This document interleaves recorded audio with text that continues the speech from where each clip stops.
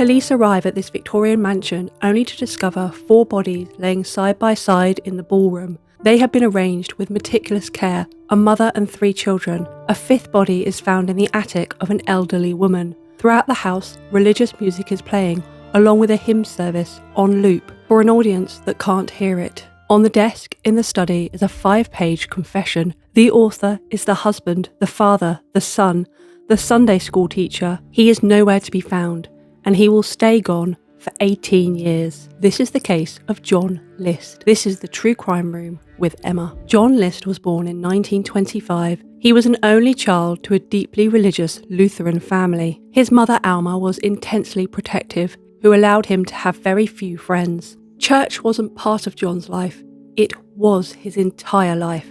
And we need to remember that, because 46 years later, it's the key that unlocks everything. He served in the US Army in World War II. When he returned, he qualified as an accountant. He married Helen, a soldier's widow who had a young daughter from her first marriage. Together, Helen and John had 3 children, Patricia, John Jr. and Frederick. John climbed the corporate ladder and became the vice president of a bank in New Jersey. And with the big job came the big house, Breeze Knoll, 19 rooms on Hillside Avenue in Westfield. It had marble fireplaces, a full ballroom, and above that ballroom, a stained glass skylight, rumoured to be a signed Tiffany original, said to be worth $100,000 even then. Into this house moved John, Helen, their 3 children, and his elderly mother, Alma. She had her own apartment that they installed in the attic. To neighbours, the List family were the American family dream. They were religious, strict. John taught Sunday school. He was straight-laced, formal, reportedly the kind of man who mowed the lawn in a shirt and tie. He was a strict father with rigid rules. Maybe a little odd, old-fashioned, definitely, but respectable to his bones. However, what was going on inside that house was a very different story. John's entire personality was built on 2 pillars: to be a provider and a godly man. And by 1971, both of those pillars were crumbling. Pillar 1, provider. John was brilliant with money, but hopeless with people, and he was losing many jobs at the bank. In 1971, the Jersey City Bank closed, and John lost his job. He didn't tell his family though. Every morning he woke up, had breakfast, put on a suit and tie, and went to go to work. Work that didn't exist. Instead, he sat at the train station and read his newspapers. Week after week, he put on this performance. Meanwhile, the mansion was devouring money that the family just didn't have. John began siphoning money off of his elderly mother's accounts. He encouraged his children to get part-time jobs on the pretense that it would teach them responsibility, when in fact, that pocket money was keeping their family afloat. Pillar 2, the godly household. Helen, his wife, was deeply unwell, and here the family was carrying a secret none of the neighbours could have imagined. Helen had contracted syphilis from her first husband and had concealed this for 18 years. In the later stages, it affected her mood, her demeanour, and it was also compounded by alcoholism. The woman inside the house was fading, and the children were doing what teenagers do, growing up and away. Patricia, 16, was the one who worried her father most, bright, independent, drawn to acting and a world far bigger than her father's church. In John's rigid theology, reported throughout the case coverage, he watched his family drifting from God towards what he saw as sin. List only saw 2 ways out: accept welfare, which would bring humiliation to the family, proof of his failure as a man, that's how he felt, or take what he came to see as the other path. In his mind, this was an act of rescuing. In his godly mind, there was too much evil in the world, so taking his family's lives saved them. It meant that they would go to heaven before their souls were corrupted by the evils of the world. This is what John List believed was his logical reasonings for what he did. When it came to court later, the jury didn't buy any of these excuses. What happens next, therefore, in this story is not an explosion of anger, rage, or jealousy. It's admin. He is taking care of his family in the most logical way he thinks he can. On the 9th of November 1971, his children leave for school as they always did every morning. Helen was downstairs in the kitchen making coffee. John had taken his father's semi-automatic gun. He came up behind his wife and shot her point blank in the back of the head. She never knew what was going on. Her death was swift. Then he climbed the stairs to the attic and shot his mother, Alma, who was by now in her 80s. This woman raised him, cared for him.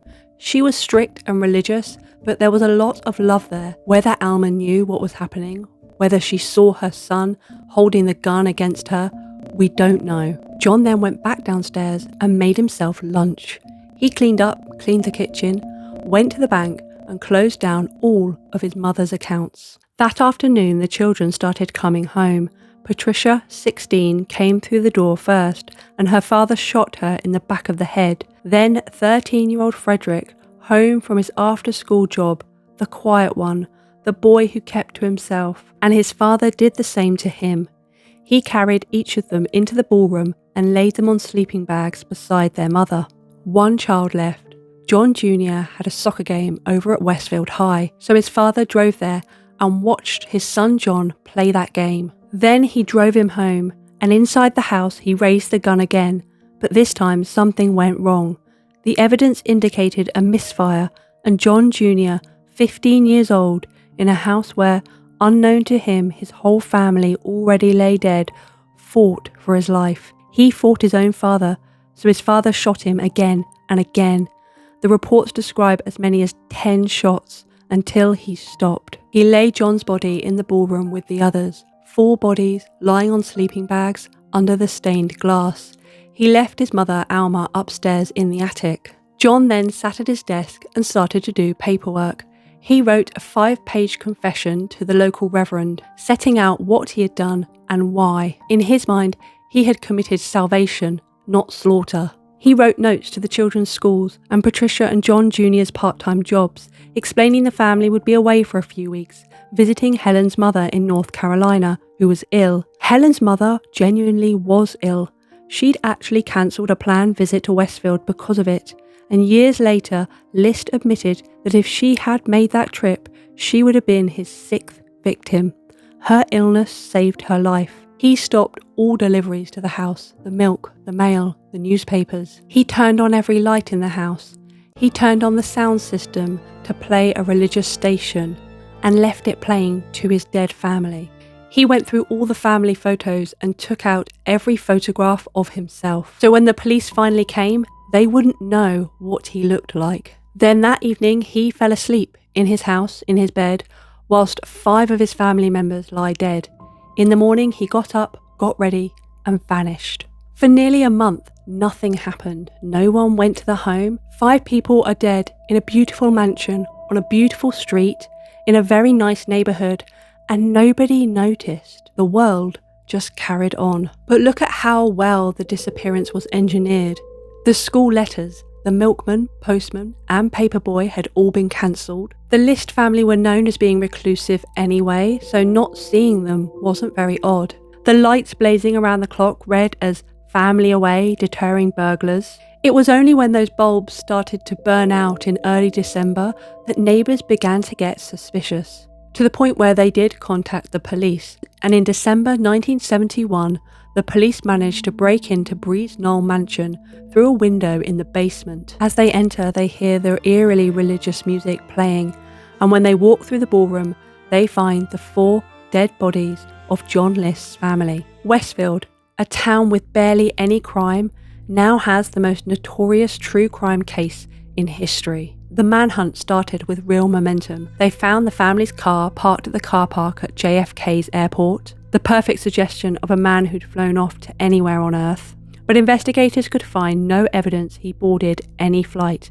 and that's because he hadn't. The FBI later established that List had actually gone by train, first to Michigan, then to Colorado. The airport car was one last piece of stage dressing from the man who'd spent a year commuting to a job that didn't exist. The family were buried, and at their funeral, the local reverend called upon John to just give himself up. Plainclothes officers even circled the church and the cemetery. In case the killer's faith pulled him back to watch his family be laid to rest, he never came.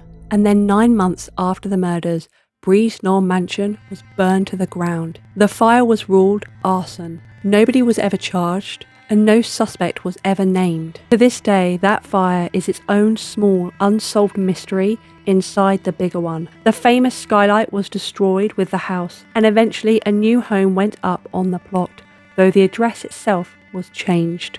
And after that, nothing. The trail went stone cold for 17 years. So where was he? And the answer is possibly more frustrating than a man on the run. He wasn't running at all. He moved to Denver, Colorado, and was living a very quiet life as an accountant named Robert Clark. Bob to his friends. Bob had joined the local Lutheran church. He did people's taxes. He was a little formal, a little old-fashioned, but respectable to his bones. And in the mid-1980s, Bob remarried to a completely innocent, unsuspecting woman who knew nothing of his past. She believed that she was marrying a steady, God-fearing man. Later, they moved to Virginia, where Bob took a job at an accounting firm. So do you see what he did? He didn't build a new life. He rebuilt the old one. Same profession, same church, same suit and tie respectability. The one thing he never replaced was the family. Perhaps even he understood that a man should only be allowed to do that once. Back in New Jersey, detectives had never closed that case, and then in the 1980s, they got a brand new weapon: television. In 1989, the case was featured on the American hit show America's Most Wanted. This was among the oldest cases the show had ever taken on. The problem was obvious. How do you ask America to spot a man using photos from 1971? The answer was a piece of genuine forensic artistry. Investigators worked with a forensic sculptor who produced an aged, progressed clay bust of John List. The receding hair, the sagging jawline, and, with a touch of genius, thick-rimmed black glasses, the type an accountant would wear. This sculptor wasn't just aging a face, he was aging a personality. After the show aired, the phone lines lit up, and one of those calls was a lady from Denver who always had suspicions about her neighbour, a man called Bob, who was a local accountant. She remembered spotting the List story in a tabloid and thinking it looked uncannily like this nice man called Bob. The bust on television was the final push. On the 1st of June 1989, 11 days after the show aired, police walked into Rob Clark's accounting firm and arrested him. And here is one final flourish of the List psyche. He kept lying for months. Through arrest, through extradition back to New Jersey, he insisted he was Robert Clark, victim of a terrible mix-up. It took a fingerprint match against his old military records, along with evidence from the crime scene, before, in February 1990, the man finally admitted what a clay sculpture had already told the whole country. He was John List. The trial in 1990 was less of a whodunit and more of a why did he do it. John talked about his collapsing finances, the concealed job loss, the train station facade, his wife's illness. His defence leaned on his mental state. The jury didn't lean with it. And John was convicted of 5 counts of first-degree murder. At sentencing, List rose and told the court that his mental state at the time meant he shouldn't be held accountable, and he asked those affected for forgiveness, understanding, and prayer. The judge stated that John was without remorse and without honour, and after 18 years, 5 months and 22 days, it was time for the voices of Helen, Alma, Patricia, Frederick and John to rise from the grave. 5 life sentences, consecutive, the maximum the law allowed. List appealed his sentence, arguing amongst other things that his judgment had been impaired by post-traumatic stress from his war service. The courts disagreed with every point. In 2002, an elderly John List did a television interview, explaining in that very flat, calm way that he was expecting to be reunited with his family in heaven. In his mind, killing them had never stopped being a good deed. John List died in prison in 2008, aged 82. He had spent more years free after the murders than the time he spent in prison served for them, and not one of those 3 years after murdering his entire family weighed on him at all. This case never really left the culture. The clay bust, the sculpture that ended the 18-year lie, ended up in a crime museum collection, a strange kind of monument. And in Westfield, generations of children grew up crossing the street rather than walk past the plot where Breeze Knoll stood. They called him the boogeyman of Westfield. For once, the boogeyman was real, and he taught Sunday school. But I don't want to leave you with him. I want to leave you with the 5 victims whose voices that judge spoke of. Helen List, a widow who rebuilt her life once already, failed by her body and then by her husband, who never got to know her illness had a name because keeping up appearances mattered more. Alma List, who devoted her life to her only son and his salvation. Patricia, 16, who wanted to act, who had an entire self waiting to happen that her father decided was a threat to her soul. Frederick, 13, the quiet boy who avoided conflict all his short life and met it at his own front door. And John Jr., 15, who played a full game of football while his father watched from the sideline, and who, alone of all of them, got the chance to fight. He fought, 15 years old, and he made his father's tidy plan misfire, literally. John List thought that he was saving his family, when in reality he decided that his own shame outweighed the future of 5 human lives.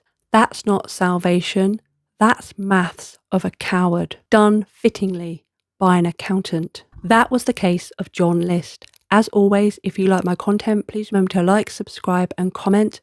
Please feel free to listen to my podcast. You can find it wherever you listen to podcasts. As always, take care of each other and hit the notification button so that you can join us next time.